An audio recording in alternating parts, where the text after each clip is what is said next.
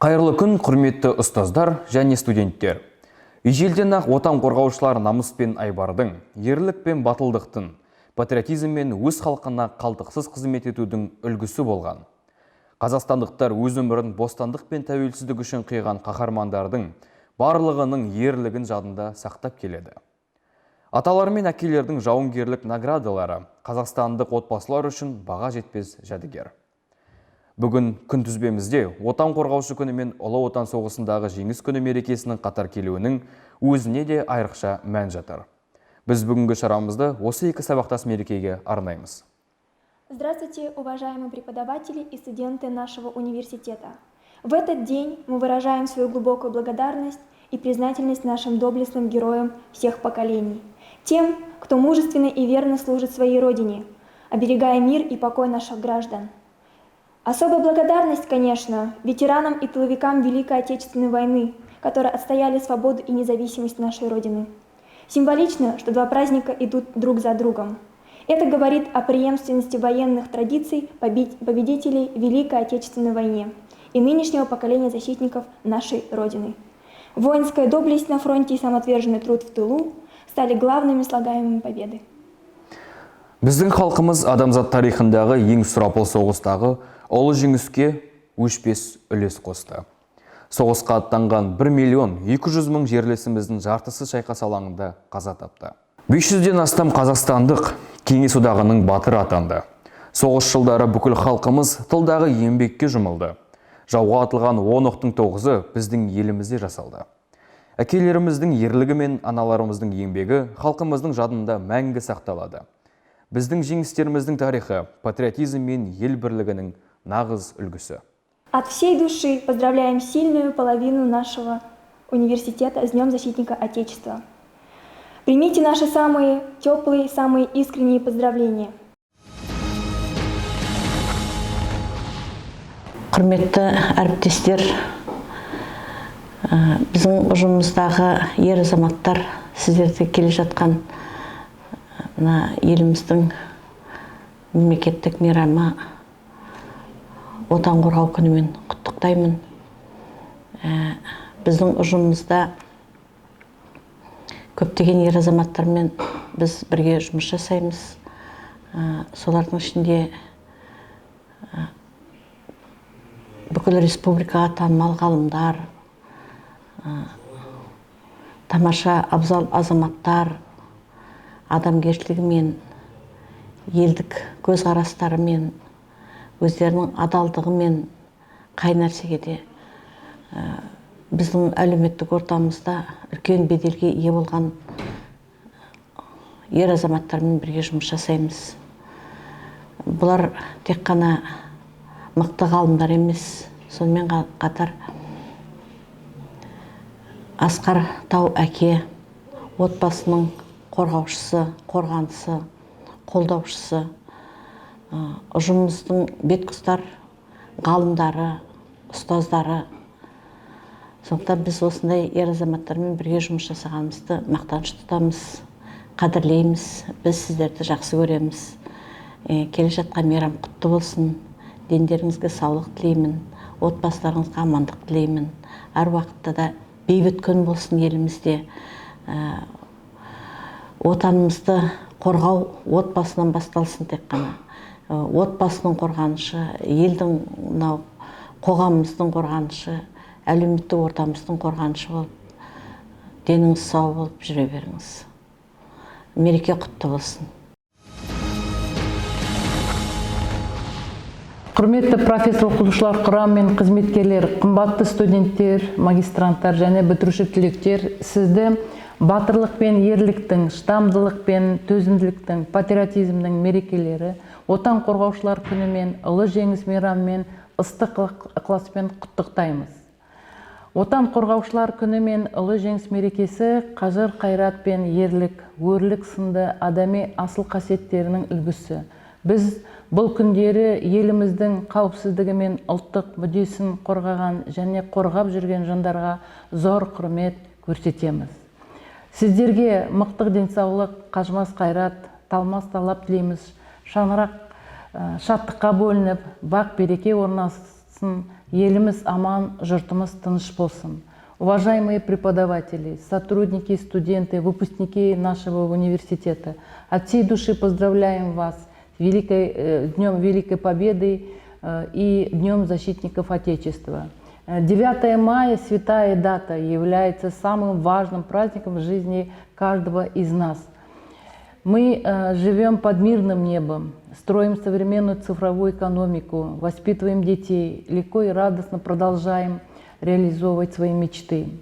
С глубоким почтением мы склоняем голову перед теми, кто, не щадя своих жизней, отстояли свободу и независимость, спасли мир от фашизма. Не случайно, праздновая 7 мая, отмечается накануне Великого Дня Победы.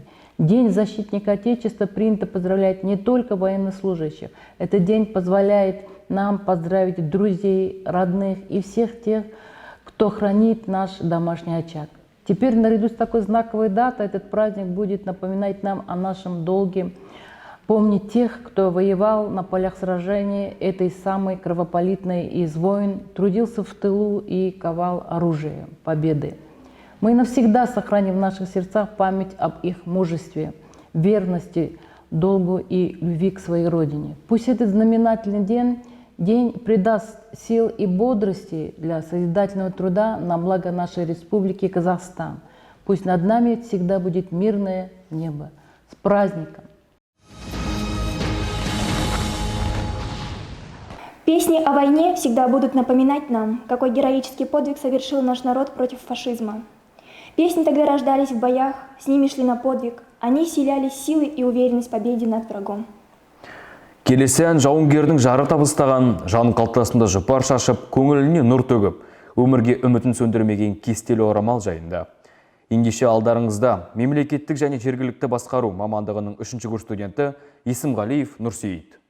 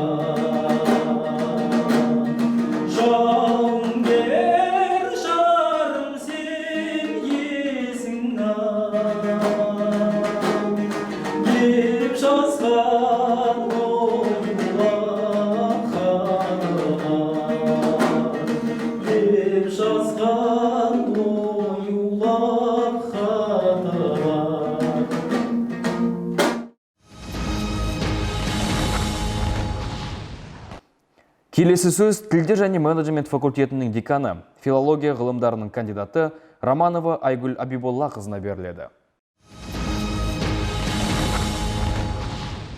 Ер азаматтың орны қашанда бөлек. Олардың күш жігеріне, ақыл парасатына бүкіл әлем бағынған, бағынады да. Сондықтан да халқымыз жердің қорғаны, елдің тұтқасы деп ерекше ардақтаған. Арыстан келбетті, жолбарыс жүректі, қырандай қырағы, намысқой, ер мінезді азаматтарымызға жігерлеріңіз мұқалмасын, асқақ шыңдарды бағындырып, қонар тұғырларыңыз биіктей берсін дегіміз келеді. Сіздерге тілейтініміз дендеріңізге саулық, бастарыңызға бақыт, отбасыларыңызға құт береке, еңбектеріңізге табыс тілейміз. Мерекелеріңіз құтты болсын.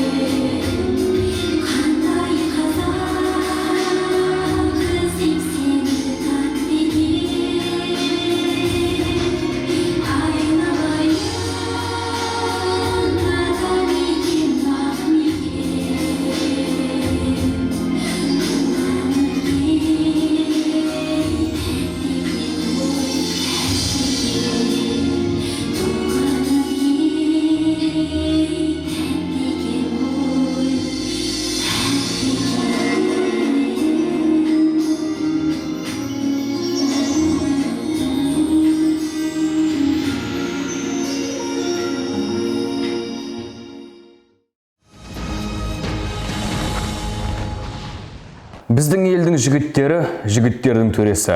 Олар жайлы ағайын жұрт. Не білесің сен осы? Олар жайлы айтылмайды биік-биік мінбеден. Өйткені олар ақиқат пен шындық сөздің жебесі. Желаем защитникам нашим бесстрашным жить с легкостью сердца, не зная беды, счастливый билет охватить не однажды, исполнить заветные в жизни мечты. Следующую песню исполняет вам старший преподаватель кафедры филологии, культуры и методики преподавания Абуова Альмира Сюйгалиевна.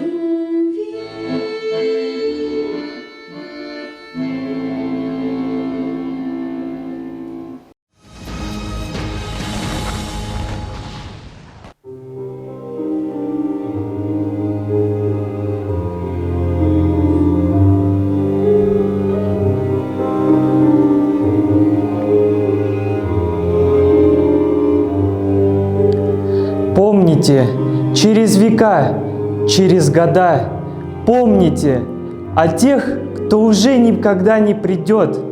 Помните, не плачьте, в горле сдержите стоны, горькие стоны. Памяти павших будьте достойны, вечно достойны. Хлебом и песней, мечтой и стихами, жизнью просторной, каждой секундой, каждым дыханием. Будьте достойны. Люди, покуда сердца стучатся, помните, какою ценой завоевано счастье. Пожалуйста, помните, песню свою, отправляя в полет, помните о тех, кто уже никогда не споет. Помните, детям своим расскажите о них, чтоб запомнили. Детям детей расскажите о них, чтобы тоже запомнили.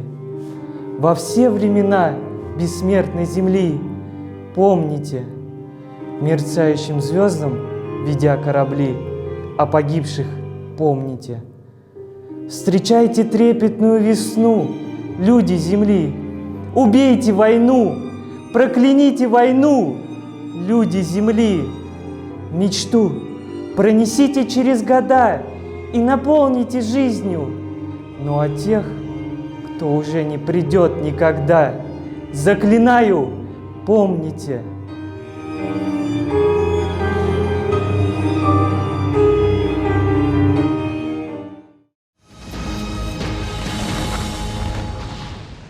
Жеңіс күні бізге өмір сыйлаған ең маңызды мерекелердің бірі. Ол сынбаған қайсар рухтың және әкелеріміз бен аталарымыздың, ағаларымыз бен апа қарындастарымыздың ерліктерінің күш қуаты. Біздің жеке тарихымыз, отбасы тарихы, ел тарихы. Осы ұлы күнді ұмытпайық, соғысты қайталанбасын. Біздің борышымыз сұрапыл соғысты және сарбаздардың ерліктері жайлы естеліктерді мәңгілік жадымызда ұстау. Родина помнит своих героев. В каждом городе есть памятники героям Великой Отечественной войны. Есть такие памятники и в нашем городе. Мы не должны забыть этот страшный урок истории.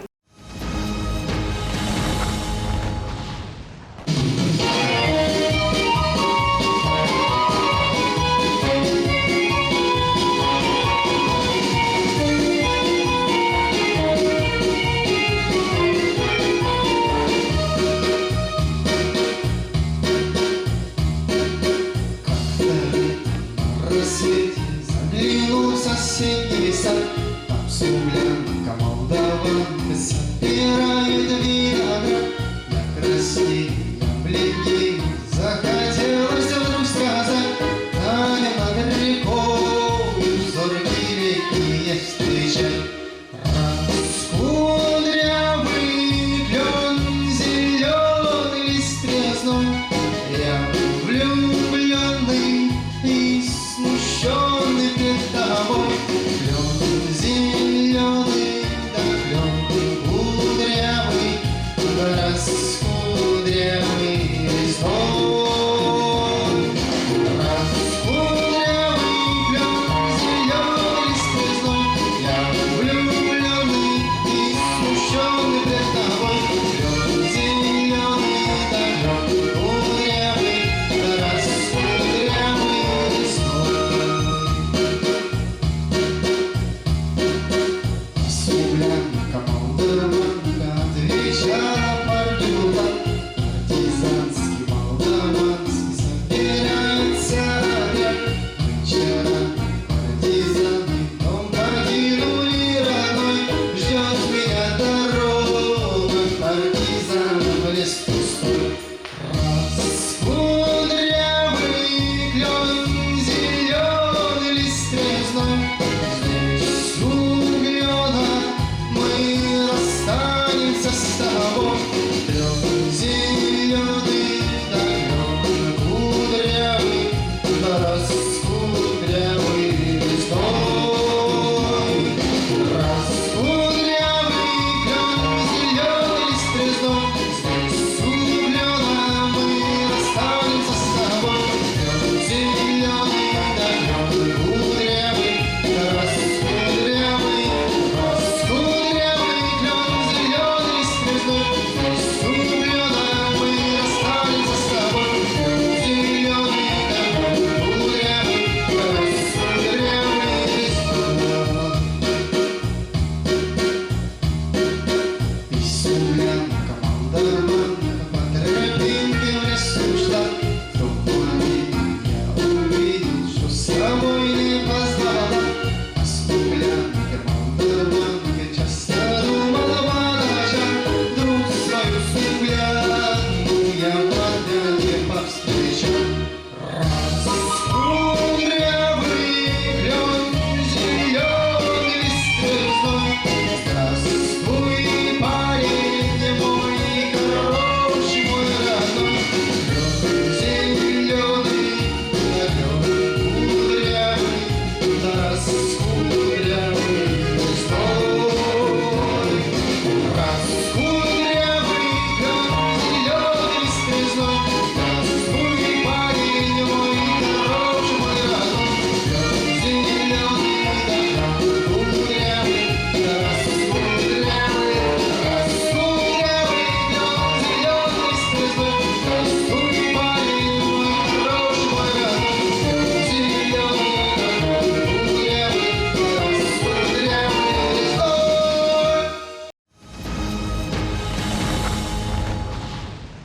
Есть такая профессия – родину защищать. Это выражение, наверное, слышал каждый человек, независимо от национальности, пола и возраста. Для кого-то эти слова покажутся банальными, но только не для тех людей, которые посвятили свою жизнь и отчасти жизнь своих близких служению своему Отечеству, своей родине, своей стране, Республике Казахстан. Отанды қорғау біздің халқымыз үшін қашанда қасиетті парыз, абыройлы міндет.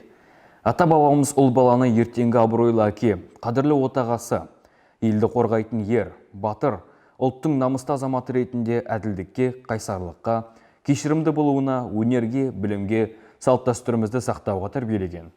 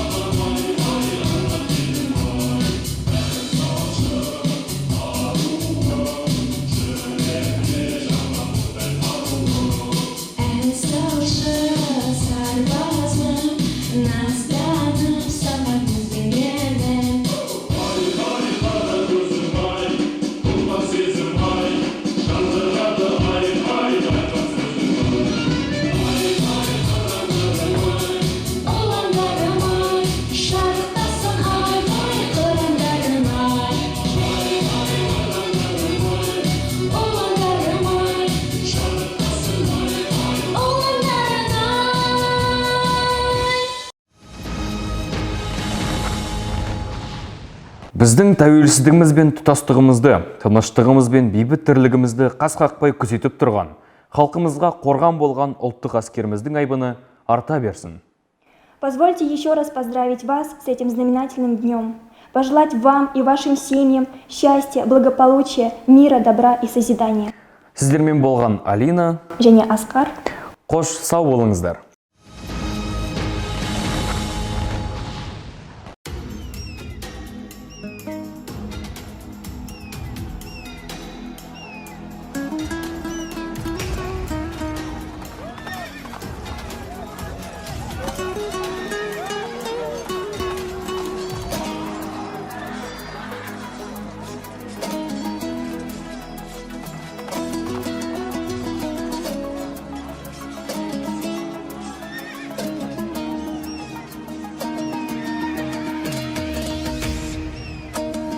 Қазақ болып туымағанда нетерем, бұл жалғаннан бақыт таппай өтерем. Желдей жүрік жылқы мінбей жалғанда, аламанда ат оздырмай кетерем. Қазақ болып туымағанда нетерем, өкініштен өртенерем өтемен. Қасиетті домбыраны қолға алмай, қоңыр үнді әуелетпен кетерем.